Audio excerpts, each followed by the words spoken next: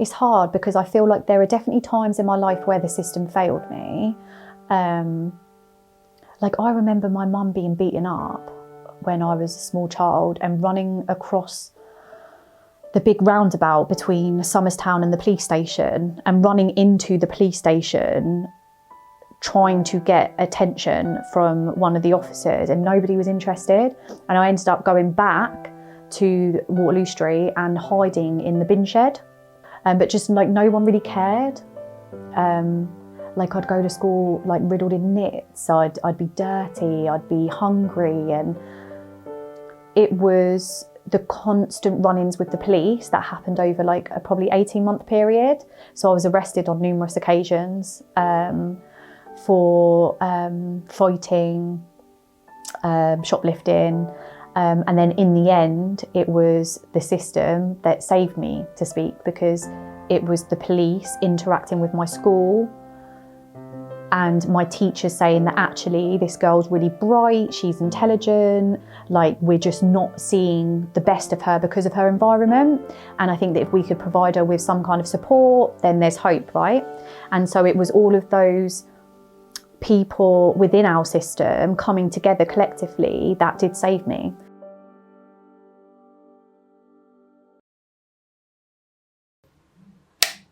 Yeah, so my name's Keshia Stewart and I am an entrepreneur, I guess people like to say. I always feel a bit of imposter syndrome when it comes to that word, but in reality that is what I am, right? I'm taking the risks and running the businesses and making sure that they're kept afloat.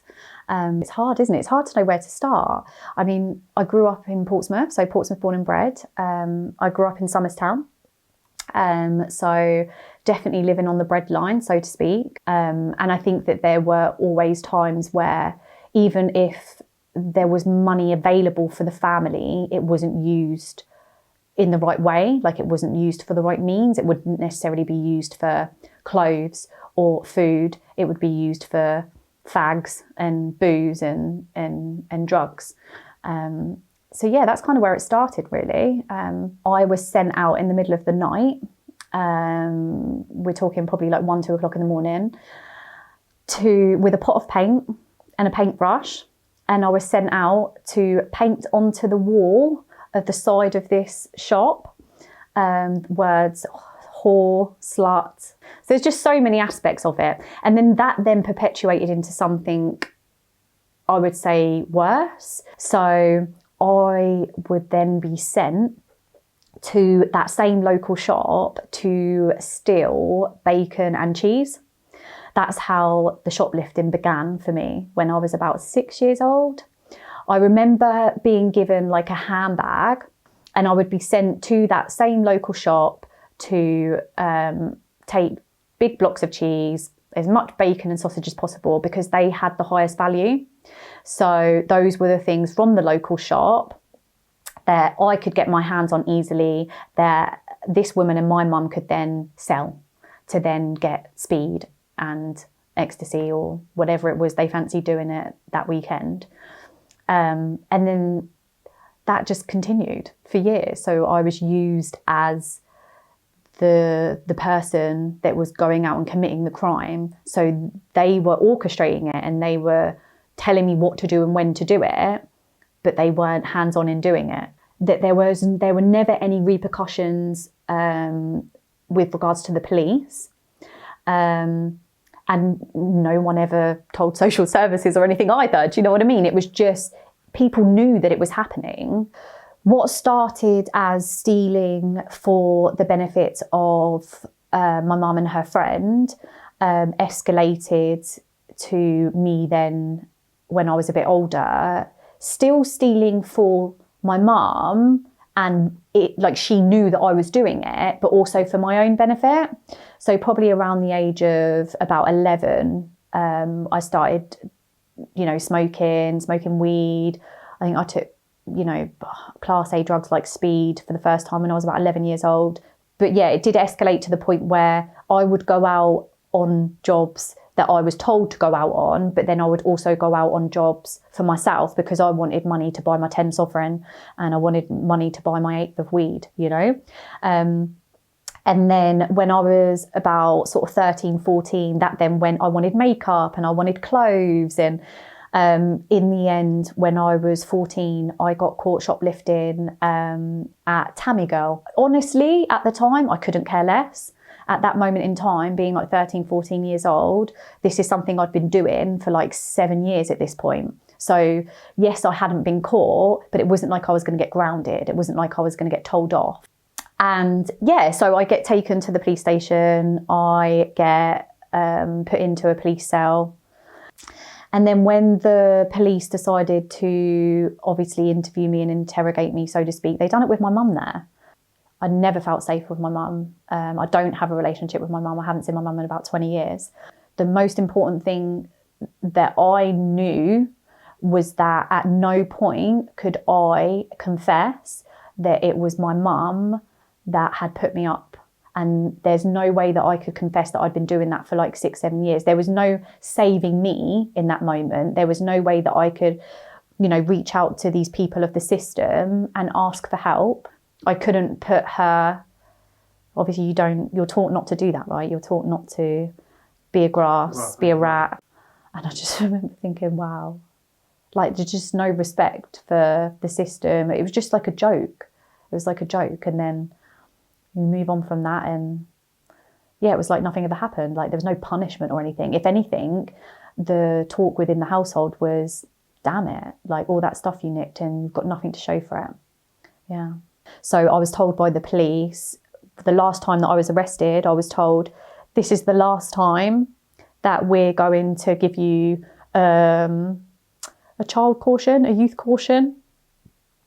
If you get arrested one more time, we're going to come down on you like a ton of bricks, and you will be treated as an adult, basically, because you're causing so much trouble for, the community and yourself. And it was all of those people that came together that made me see the future that I could have. Whereas I think up to that point, as much as I felt at a really young age that I didn't want to live that lifestyle, it happened. I'd become that. Like we would go to Woolworths and steal CDs and then knock on people's doors and sell them for a fiver. That was like a daily occurrence. That was life. It was just part of, my life. That's how I'd been raised. It wasn't, the nature versus nurture thing, It was like the nature part of me knew that I was destined to do something awesome. And I remember hearing the saying, when life gives you lemons, make lemonade. And I remember hearing that and it resonating with me. I think the road from, that criminality and that lifestyle, it wasn't like an overnight thing that happened.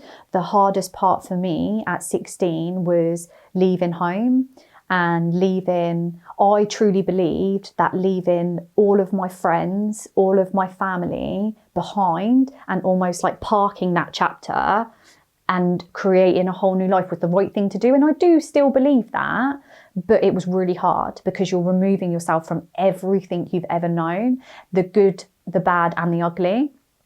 And that transition then into work life was really hard because I'd never been in a household where people got up in the morning at 7 o'clock and went to work and made a packed lunch because you might get hungry, halfway through your work day.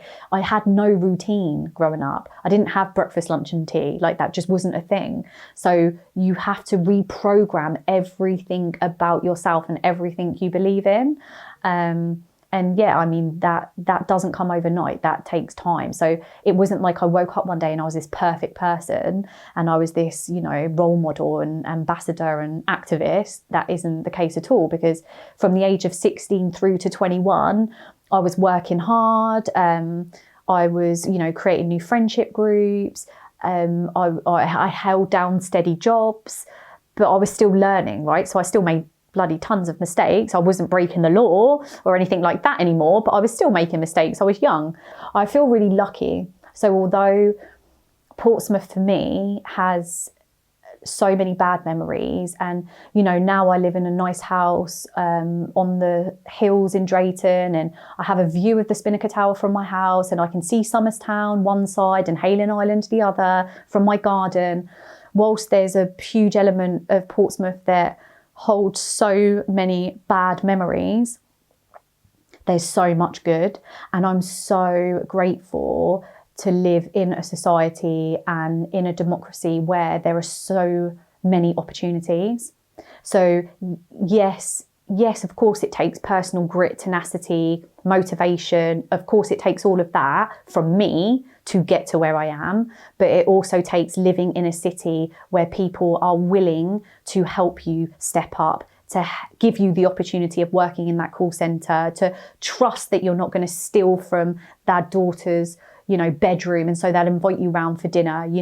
It takes a community, right? When they say it takes a village to raise someone, like, okay, I was raised by this crazy village growing up, my childhood, but then actually into my kind of like mid-20s onwards, I've been really, really embraced and raised really by this deep-rooted community in Portsmouth where people want everyone to do well.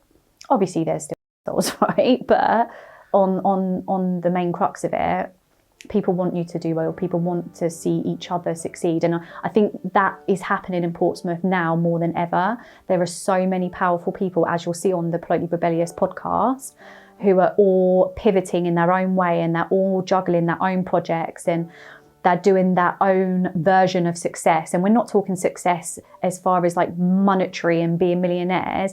It's what makes you happy and what fulfills you. And there's so much at the moment going on of people picking each other up and helping each other get to the next level. And that's just magical. That's beautiful. Yeah.